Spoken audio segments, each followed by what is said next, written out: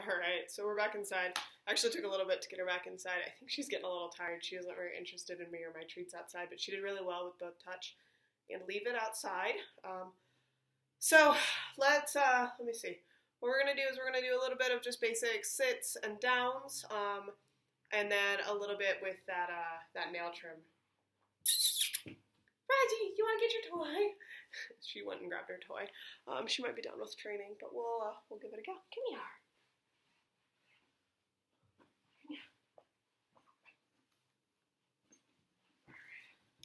Got some nail trimmers, got her toy, so we're just going to take a little break here.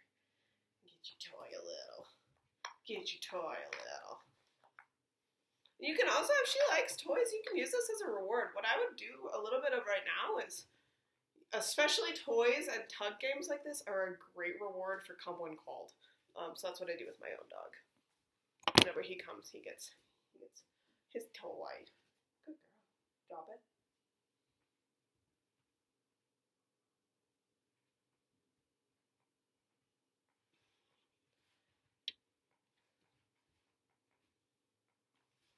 Girl. So she dropped it accidentally, but we're going to pretend she did it on purpose just for her own sake.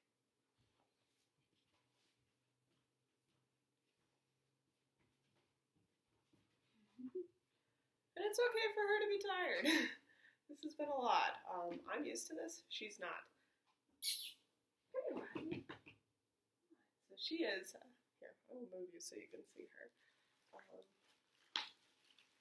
You know what we might have to do is just call it. There she is. So let's talk a little bit about what we did so far today. So we introduced her to her clicker. Again, you guys don't have to use the clicker if you don't want to. I just find it to be the fastest tool for teaching a dog new skills. And all it is it's a marker. So it teaches your dog, it tells your dog, that's what I wanted. Good job, now you're getting a cookie. And the important thing is every time you click, you give a treat, even if you were wrong. You're going to give her a treat when you click because the click is a promise. Timing is really key, so you guys can practice some clicker training without her by like bounce a tennis ball. Practice clicking when the tennis ball is at the highest point of its bounce. It's a great way for you guys to get better at your timing. Just don't do that with her in the room because every time she hears a click, she's supposed to get a treat. So we did some intro to target training, making sure your dog's chewing up. Yep, she's just in her bed with her little game, her little rocket gun toy. Then we did a little bit of that It's Your Choice game. So that is from Dr. Susan Garrett. Is she a doctor? Susan Garrett. She's a dog trainer. She's got like a whole ebook on It's Your Choice stuff. You guys can look at it, but this game is just a great place to start. That is just, it's an introduction to starting to teach your dog to leave it. Eventually, probably next time, if you guys do your homework right, she and I can start adding in the cue leave it, which means as you open your hand, you're going to say the words leave it. And she already knows that she's not supposed to dive in, but you're helping add a word to it. So then when you see it outside, you can say leave it, and she kind of knows that means don't dive in and eat it. Again, the important thing there is that as soon as she backs up, open your hand again. So that's key. And then don't let her just dive in and eat from your hand. You take one out and feed it to her. You can make that progressively harder by putting it on the ground. I want you guys to start out with it in your hands, though. It's also really important to make sure that she does not get the treats because you guys are too slow, because that teaches her that if she's just faster, she gets the treats. We don't want her to ever learn that. We did a little bit of the introduction to the mat training. Again, I would recommend you guys get a handkerchief or something easy like that, because if she learns it at this size, she doesn't know as she gets older that she's supposed to be on the whole mat. So my dog actually doesn't really fit on that mat. I just like it because it fits pretty well with us, and I actually plan on eventually cutting it down bit by bit and making it smaller so that it's more packable. So if you guys start with a handkerchief or something like that now, as she gets bigger, she's just going to know that handkerchief means she's lying down.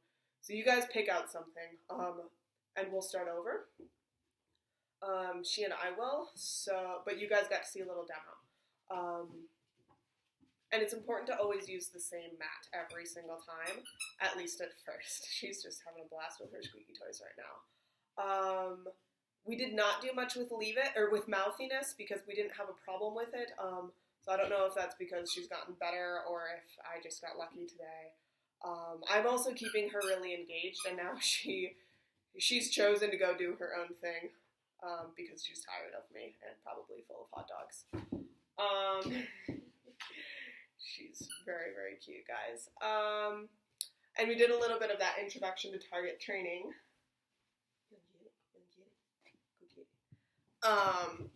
Target training, again, is not something that I had on the list for today, but it's a great introductory behavior that you can use for other things. And as you saw, I even started using it today to teach her to get off of her mat when I want her off. We did a couple passive things as well. So she started kind of learning to sit to say please, which means she didn't get any rewards if she was jumping up on me and being rude, but if she was sitting or lying down, she got treats. We started practicing some more potty stuff, which it sounds like you guys are already doing. As far as she didn't get treats or playtime until she pottied. I just stood out there with my hands on my hips and waited. As soon as she pottied, she got treats, and then a little romp around the backyard. We didn't have any issues with her grabbing not pine cones. That's a different dog. The bark today, but I saw you guys actually have some treats outside. So you're probably already doing it, but just trade that bark for the treats, and try not to make the bark fun.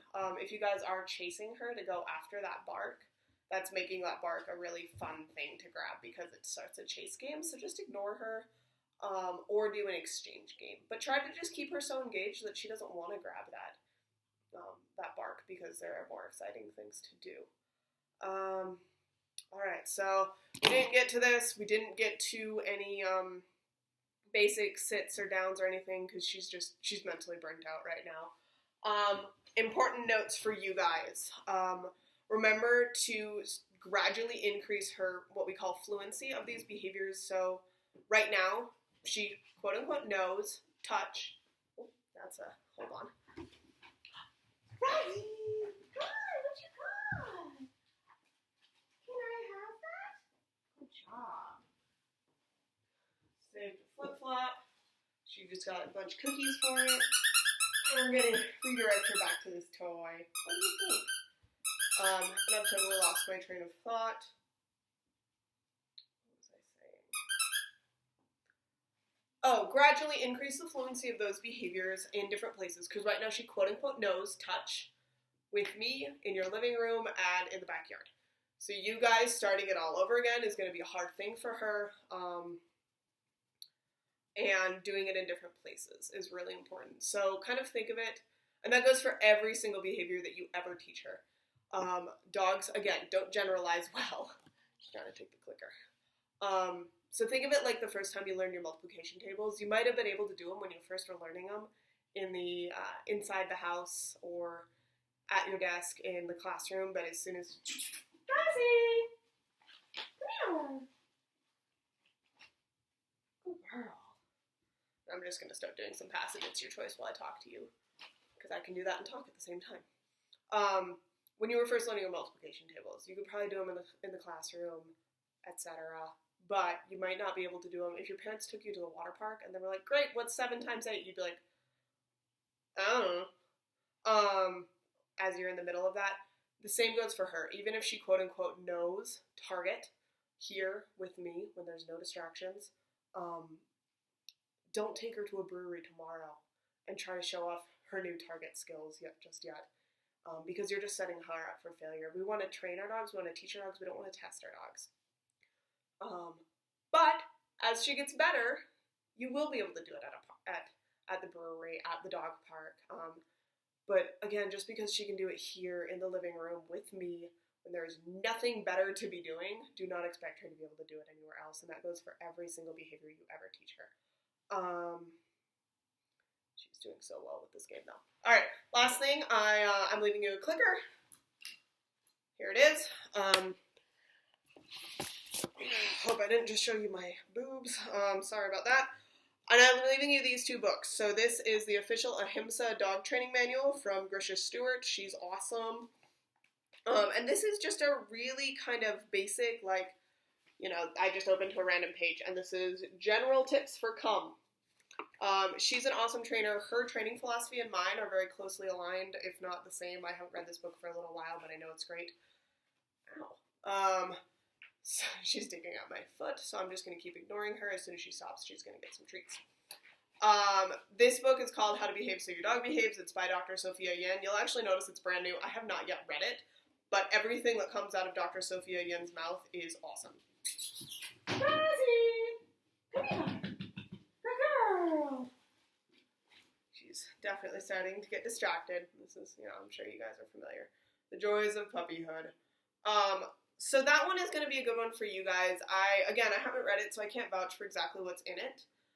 But everything that Dr. Sophia Yin writes or wrote, she's recently deceased, is awesome. She was a huge pioneer of force-free veterinary practices and making vets a less scary place for dogs. And she does a lot on dog body language, understanding your dog, so I think you guys are going to find that really helpful. And it doesn't get a whole lot better than a veterinary behaviorist as far as the knowledge and skill that they have. Definitely a whole lot better than what you've got with me. But she and I are doing great. So I will make sure I get you guys these videos. You guys can pay me, and then we will go ahead and set up our next visit. I'm going to go put her in her crate after one last potty break, and we'll see you next time. Bye.